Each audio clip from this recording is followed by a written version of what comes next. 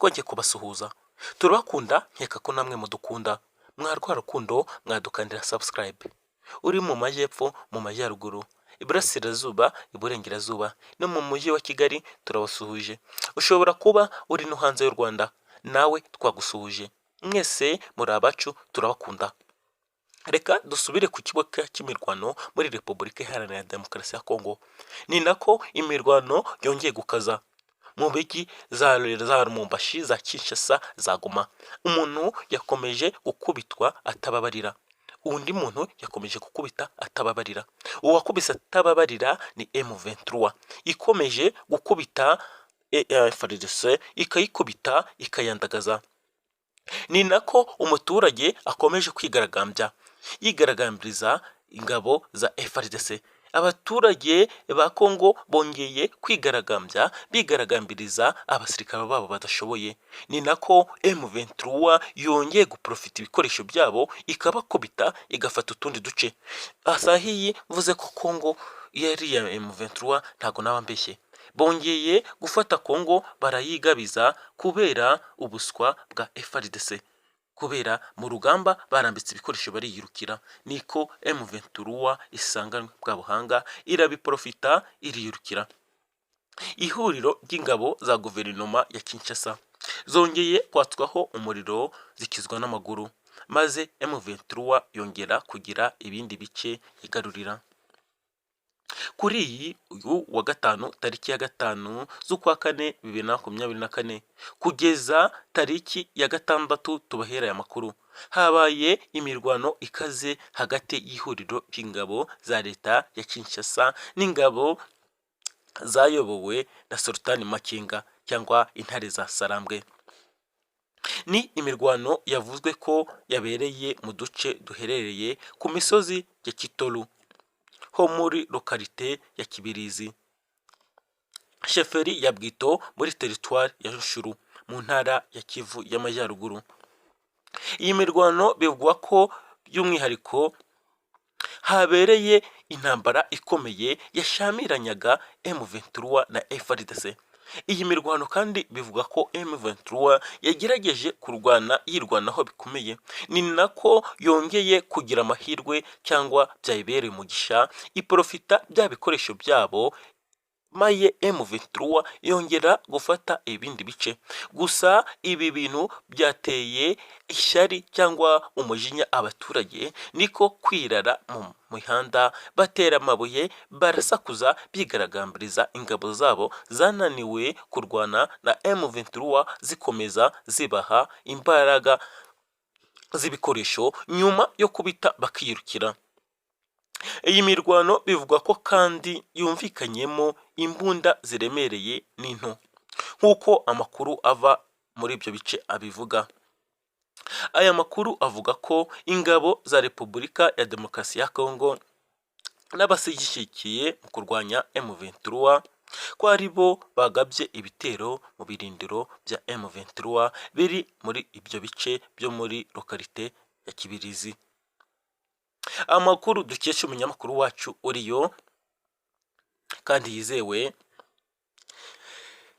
abaturage baturiye ibyo bice bavuga ko M23 yabashije gusubiza ibyo bitero inyuma, ndetse ibasha no kwambura ihuriro ry'ingabo za RDC imbunda zirimo n'iziremereye, ikaba kandi yashohoje n'agace ka Kitovu ikakigarurira. Gusa intambara irakomeje nubwo abaturage nabo bakomeje kwigaragambya umunsi ku munsi. Ni nako M23 ikomeje gufata utundi duce. Igoma habaye imyigaragambyo idasanzwe nyuma y'iyo ntambara yo gusaba ingabo za Repubulika ya Demokarasi ya Kongo kurwana zidahungabana cyangwa zidahunyenyereza, cyane ko bari bakimara kuzirukankana bakazaka ibikoresho. Gusa intambara irakomeje n'abaturage ntibishimiye cyangwa bishimira izo ngabo zabo. Igoma mu ntara ya Kivu y'Amajyaruguru habereye imyigaragambyo yo gusaba ingabo za Repubulika ya Demokarasi ya Kongo FARDC kurwana zivuye inyuma mu rwego rwo kugira ngo zitsinde M23. Ni imyigaragambyo yakozwe ahagana isaha z'igicamunsi cyo kuri uyu wa gatanu, kugeza na n'ubu abaturage ntibarabyumva. Ibera mu mujyi wa Goma uzwi nk'umurwa mukuru w'intara ya Kivu y'Amajyaruguru mu burasirazuba bwa Repubulika ya Demokarasi ya Kongo. Nk'uko bigaragara mu butumwa abakoze iyi myigaragambyo bari bitwaje ku byapa butangiza buvuga ko imyigaragambyo yakozwe n'impunzi zavuye muri grupuma ya Kamuronza, Mupfunyi, Shanga, Kichanga, teritwari ya Rucuru na Nyiragongo.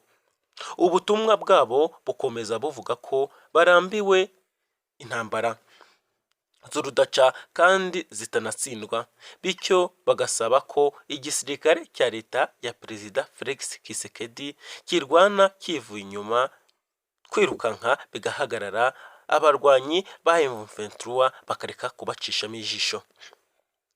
Bavuga ko kandi umwanzi atagira imbaraga, ko mu gihe abasirikare ba guverinoma ya Kinshasa bashiramo imbaraga muri icyo gihe, kwirukana M23 ku butaka bwa Repubulika ya Demokarasi ya Kongo bishoboka. Bagize bati turambiwe intambara z'urudaca, turasaba igisirikare cy'igihugu cya Repubulika ya Demokarasi ya Kongo kurwana bakirukana umwanzi. Umwanzi ntagira imbaraga, umwanzi ni umunyabwoba. Ubutumwa bwabo busoza buvuga ko mu gihe ingabo za Repubulika ya Demokarasi ya Kongo zinanirwa kurwanya M23, izi mpunzi zizaja gucumbika mu mazu y'abayobozi bayoboye intara ya Kivu y'Amajyaruguru. Gusa tubabwira inkuru, imyigaragambyo irakomeje, intambara ikomeje kuvuza ubuhuha muri kariya gace, yaba muri Kivu y'Amajyaruguru no mu tundi duce dutandukanye. Turabacyabaha amakuru kandi turumva ko mumeze neza, turakeka ko mumeze neza, natwe tumeze neza. Ni nako dukomeje kubaha amakuru avugwa hariya mu burasirazuba bwa Kongo. Umuvugizi wa M23 mu bya politiki, Laurent Kanyuka, yongeye avuga kuri jenoside yakorewe abatutsi muri Mata 1994. Yongera no kuvuga kuri jenoside iri gukorerwa mu burasirazuba bwa Kongo. Umuvugizi wa M23 mu bya politiki, Laurent Kanyuka, yagize icyo avuga kuri jenoside yakorewe abatutsi mu Rwanda ndetse n'iri gukorwa mu burasirazuba bwa RDC. Laurent Kanyuka, umuvugizi wa M23 mu bya politiki. Kanyuka yibukije amahanga ko kutubahiriza amasezerano kwayo biri mu byatumye jenoside mu Rwanda iba, ko kandi no muri Kongo iri gukorwa. Bibukije cyangwa babivugiye mu butumwa Kanyuka yashyize hanze kuri uyu wa gatanu, tariki ya 5 z'ukwa kane. Ubutumwa Kanyuka butangiza bavuga ko jenoside itazongera kubaho. Avuga ko ibi bitari amagambo gusa, ko ahubwo byari isezerano ryatanzwe nyuma ya jenoside yakorewe abayahudi ndetse kandi na nyuma ya jenoside yakorewe abatutsi mu Rwanda muri Mata 1994. Ubutumwa bwa Kanyuka buvuga ko nubwo iyi ndahiro ikomeye, amateka yagiye yisubiramo mu buryo butandukanye, ariko ko hakenewe kwishyirwa mu ngiro cyangwa bigashyirwa mu ngiro, ndetse hagafatwa n'izindi ngamba zifatika. Iyo dutekereza kwibuka ku nshuro ya 30 jenoside yakorewe abatutsi mu Rwanda, bigaragara ko kuba amahanga atarubahirije aya masezerano byagize ingaruka mbi ku mutekano w'isi cyangwa n'amateka y'isi. Kanyuka akomeza avuga ko umuryango mpuzamahanga n'ubu wacecetse mu gihe cya jenoside yakorewe abatutsi, ndetse n'ubu ukaba ugikomeje guceceka. kandi FDLR, abakoze jenoside mu Rwanda, n'ihuriro ry'ingabo za guverinoma ya Kinshasa, cyane cyane FARDC, Wazalendo, ingabo z'u Burundi na SADC, bari gukora jenoside, kuyigisha mu baturiye uburasirazuba bwa Repubulika Iharanira Demokarasi ya Kongo. Ubutumwa bwa Laurence Kanyuka bukomeza buvuga ko bagikomeje kwibutsa amahanga ko abakoze jenoside mu Rwanda bifatanyije n'ubutegetsi bwa Kinshasa mu kwica abasivile b'abatutsi no kubasenyera amazu.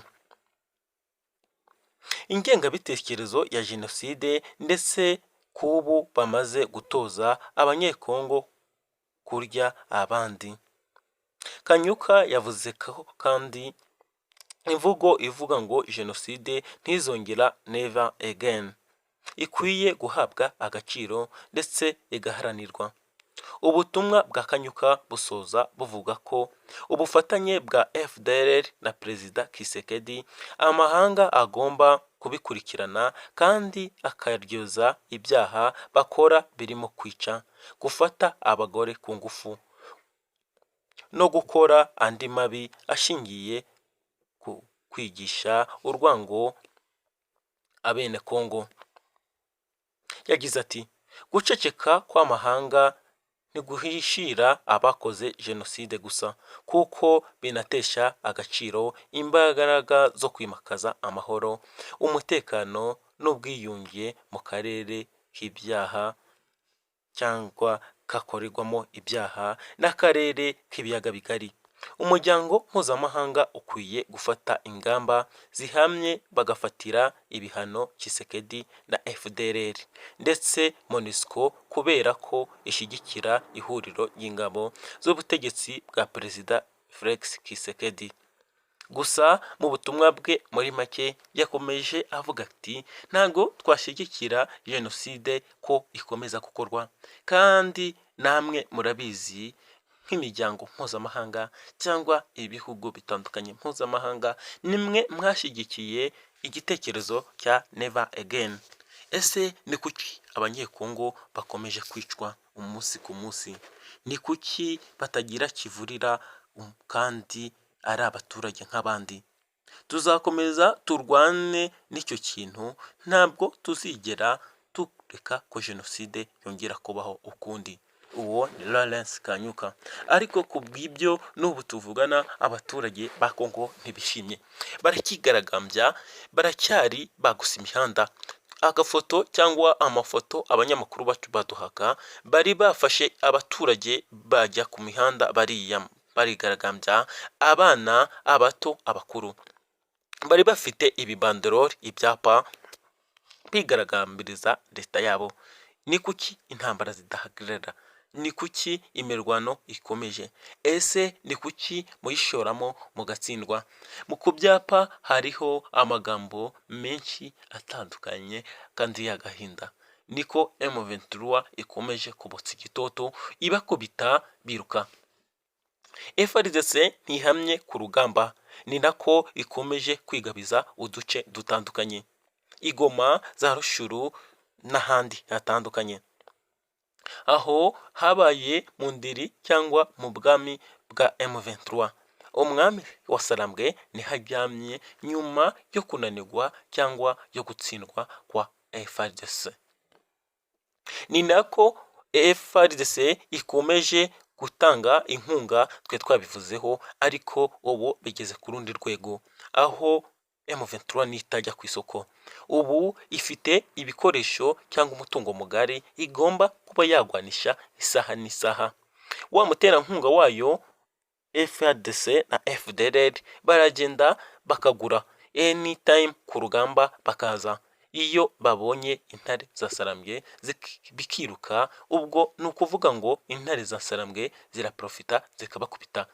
ku kibuga cy'imirwano ibintu bikomeje kwifata nabi, umuntu akomeje gukubita undi, ni nako amarira n'imiborogo ari byinshi mu baturage ba Repubulika Iharanira Demokarasi ya Kongo. Imiryango mpuzamahanga iracyarebera, buretse bamwe babivuga mu matamatama, ntawe uragira icyo akora kuri iyi ntambara. Gusa turabakunda, andi makuru twaza kuyabaha